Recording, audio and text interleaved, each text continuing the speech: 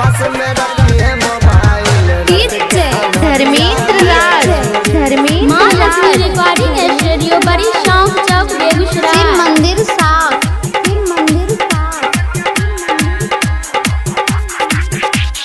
मिलबो तोरा सगे 3 बजे भोर हरिया में सुनेगे छौरी, भोर हरिया में सुनेगे छौरी।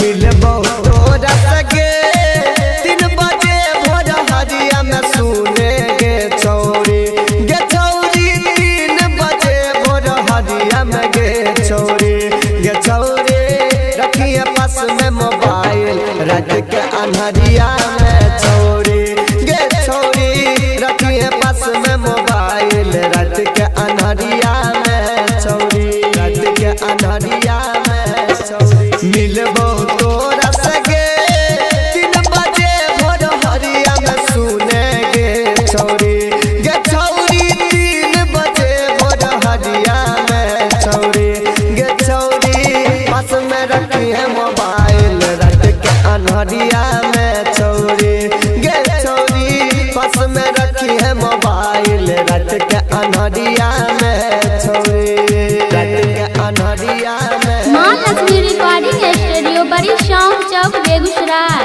पास में रखिए मोबाइल। धर्मेंद्र राज,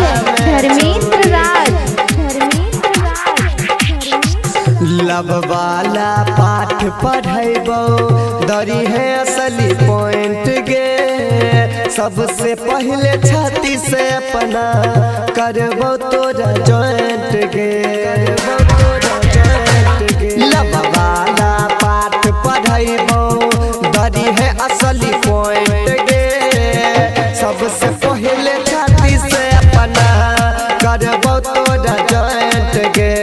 अपन मोबाइल में फोटो लॉक फिल्म तोहर बनैबो गे छौरिया, गे छौरिया फिल्म तोहर बनैबो गे छौरिया, गे छौरिया रखिए पास में मोबाइल रात के अन्हरिया में छौरिया, गे छौरिया रखिए पास में मोबाइल रात के अन्हरिया में छौरिया, रात के अन्हरिया में।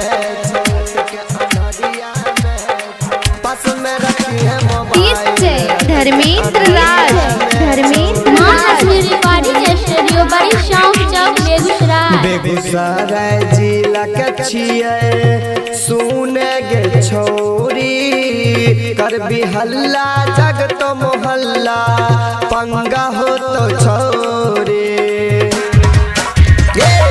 बेगूसराय जिला के छियै सुने गे छौरी, करबी हल्ला जग तो मोहल्ला पंगा हो तो छौरी। ऋषिकेश कहो बतिया चुम्मा खावे जल्दी जल्दी गे छौरी, गे छौरी चुम्मा खावे जल्दी गे छौरी, गे छौरी धारो सुमन कहो आई है अन्हरिया में छौरी, गे छौरी धारो सुमन कहो आई है अन्हरिया में छौरी। माँ लक्ष्मी रिकॉर्डिंग स्टूडियो, बड़ी शौक चौक, बेगूसराय।